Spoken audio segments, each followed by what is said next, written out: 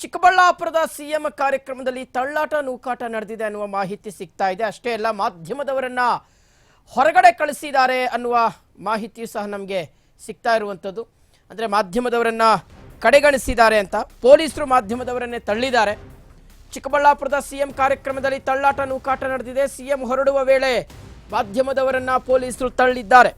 ಮಾಧ್ಯಮಗಳಿಗೆ ಪ್ರತಿಕ್ರಿಯೆಗೆ ಅವಕಾಶವನ್ನ ಕೊಡದೆ ದುರಾವರ್ತನೆಯನ್ನ ತೋರಿಸಿರುವಂಥದ್ದು.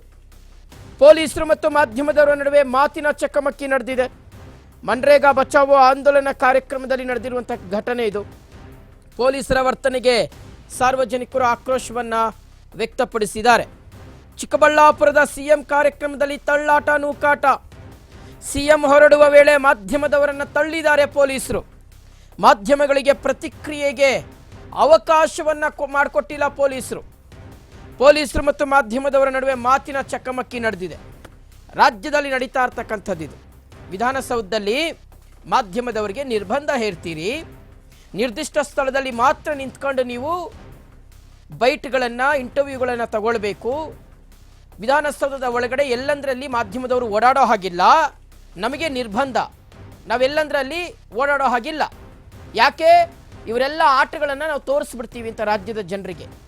ಇವ್ರು ನಡ್ಕೊಳ್ತಾ ಇರ್ತಕ್ಕಂಥ ರೀತಿ, ಇವರ ಆಡಳಿತದ ವೈಖರಿ, ಇವರ ಎಲ್ಲ ವರ್ತನೆಗಳನ್ನು ನಾವು ರಾಜ್ಯದ ಜನರ ಮುಂದೆ ಎಳೆಯಾಗಿ ಬಿಚ್ಚಿಡ್ತೀವಿ ಅನ್ನೋ ಕಾರಣಕ್ಕೋಸ್ಕರ ಮಾಧ್ಯಮದವರನ್ನ ವಿಧಾನಸೌಧಕ್ಕೆ ನಿರ್ಬಂಧ ವಿಧಿಸಿದ್ರು. ಅದು ಒಂದು ವಿಚಾರ.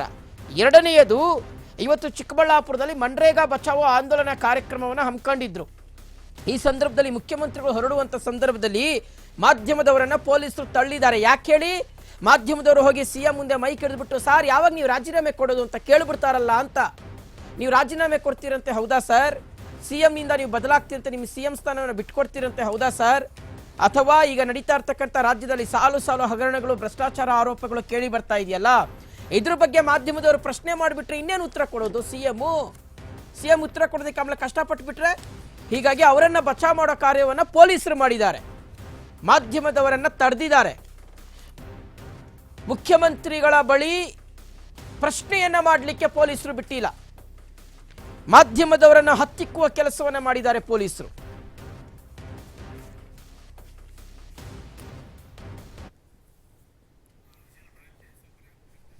ನೋಡಿ, ಮನ್ರೇಗಾ ಇವತ್ತು ಕಾಂಗ್ರೆಸ್ ನಾಯಕರು ಇದೇ ವಿಚಾರವನ್ನು ವಿಬಿಜಿ ರಾಮ್ಜಿ ಮತ್ತು ಮನ್ರೇಗಾ ವಿಚಾರವನ್ನು ಇಟ್ಕೊಂಡು ಹೋರಾಟ ಮಾಡ್ಕೊಂಡು ಬರ್ತಾ ಇದ್ದಾರೆ. ರಾಜ್ಯದಾದ್ಯಂತ ನಡೀತಾ ಇರ್ತಕ್ಕಂಥ, ದೇಶದಾದ್ಯಂತ ನಡೀತಾ ಇರ್ತಕ್ಕಂಥ ಹೋರಾಟ.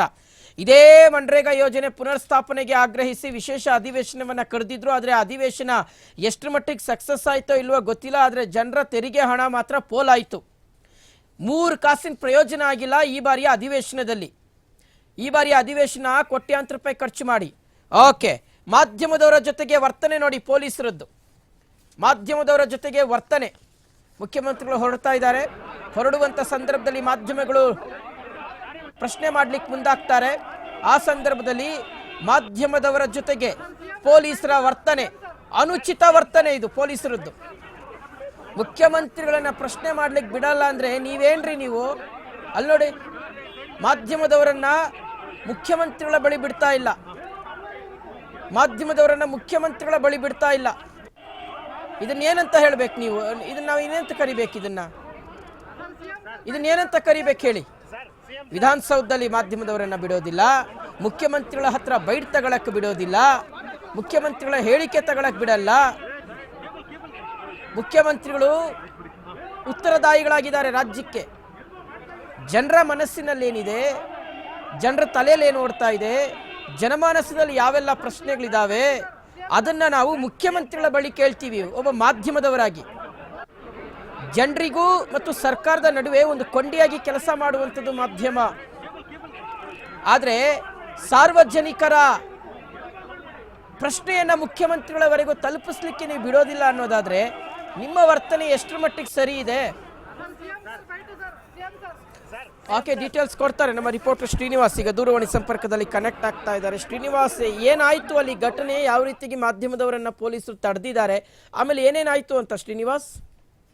ಖಂಡಿತ ಶಿವ, ಒಂದು ಚಿಕ್ಕಬಳ್ಳಾಪುರಿಗೆ ಇವತ್ತು ಮನರೇಗಾ ಆಂದೋಲನಕ್ಕೆ ಇವತ್ತು ಸಿಎಂ ಮತ್ತೆ ಡಿಸಿ ಮತ್ತೆ ಕಾಂಗ್ರೆಸ್ ರಾಷ್ಟ್ರೀಯ ನಾಯಕರು ಮತ್ತೆ ಬಂದಿರ್ತಾರೆ. ಒಂದು ಸಂದರ್ಭದಲ್ಲಿ ಏನು ಚಿಕ್ಕಬಳ್ಳಾಪುರದ ಒಂದು ಅಗ್ಲಗುರಿಕೆಯಲ್ಲಿ ಈ ಕಾರ್ಯಕ್ರಮವನ್ನು ಆಯೋಜನೆ ಮಾಡಿರ್ತಾರೆ.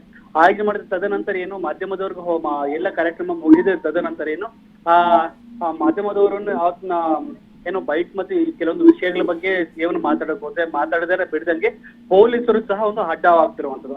ಆ ಒಂದು ಮಾಧ್ಯಮ ಪತ್ರಿಕೆಗೆ ಅವಕಾಶ ಕೊಡದೇನೆ ಪೊಲೀಸರ ಒಂದು ದುರ್ವರ್ತನೆಗೆ ಸಹ ಅಲ್ಲಿ ಕಾಣಬಹುದಾಗಿದೆ. ಇನ್ನು ಹಲವು ಕಾಲ ಅಂತಕ್ಕಂಥ ವಾತಾವರಣ ಅಲ್ಲಿ ನಿರ್ಮಾಣವಾಗಿದೆ. ಯಾಕಂದ್ರೆ ಒಂದು ಮಾಧ್ಯಮದವರಿಗೆ ಮತ್ತೆ ಪೊಲೀಸರಿಗೂ ಒಂದಷ್ಟು ಆ ಮಾತಿನ ಚಕಮಕಿ ಮಂಥನ ನಡೀತು. ಯಾಕಂದ್ರೆ ಸ್ವತಃ ಸಿಎಂ ಅವರು ನಮ್ಗೆ ಮಾಧ್ಯಮಗಳ ಪ್ರತಿಕ್ರಿಯೆ ಕೊಡ್ಬೇಕಾದ್ರೆ ಪೊಲೀಸರು ಅಲ್ಲಿ ಮಾಧ್ಯಮದವರನ್ನ ಎಲ್ಲೂ ಬಿಡದಂತೆ ಯರಾಬಿರಿ ನುಗ್ಗುದು ಮತ್ತೆ ಅವ್ರು ಕೊಡಕ್ಕಾಗಲ್ಲ ಅಂತ ನಮ್ಮನ್ನ ಮಾಧ್ಯಮದವರನ್ನೇ ಒಂದ್ ಸ್ವಲ್ಪ ತಳ್ಳಿ ಸಿಎಂ ನ ಕಳಿಸ್ಕೊಡು ಎಲ್ಲ ಒಂಥರ ಈ ಸರ್ಕಾರದ ಧೋರಣೆಗೆ ಒಂದು ಕ್ಯೂರಿಯಾಸಿಟಿ ಅಂತಿರುವುದು.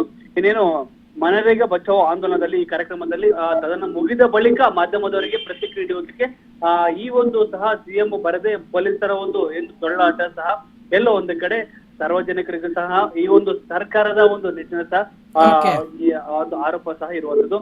ಇನ್ನೇನು ಸತತವಾಗಿ ಏನು ಮಾಧ್ಯಮದವರಿಗೂ ಮತ್ತೆ ಕೊನೆಯದಾಗಿ ಮತ್ತೆ ಪೊಲೀಸರಿಗೂ ಒಂದಷ್ಟು ಮಾತಿನ ಚಕಮಕಿ ಆಗಿ ಸರ್ಕಾರಕ್ಕೆ ಏನೋ ಒಂದು ಸಿಎಂ ಕ್ವಶನ್ ಮಾಡಕ್ ಬಿಡದೆ ಮತ್ತೆ ಮಾಧ್ಯಮದವರಿಗೆ ಪ್ರತಿಕ್ರಿಯೆ ನೀಡಬಾರದು ಎಂತ ಪೊಲೀಸರು ಅಂತೇಳಿ ಸಹ ಅಲ್ಲೇ ಸಾರ್ವಜನಿಕರು ಸಹ ಒಂದು ಬಾಯಲ್ಲಿ ಬಂದಿರುವಂತದ್ದು. ಓಕೆ ಶ್ರೀನಿವಾಸ್, ಥ್ಯಾಂಕ್ ಯು ತಮ್ಮೆಲ್ಲ ಡೀಟೇಲ್ಸ್ಗಾಗಿ.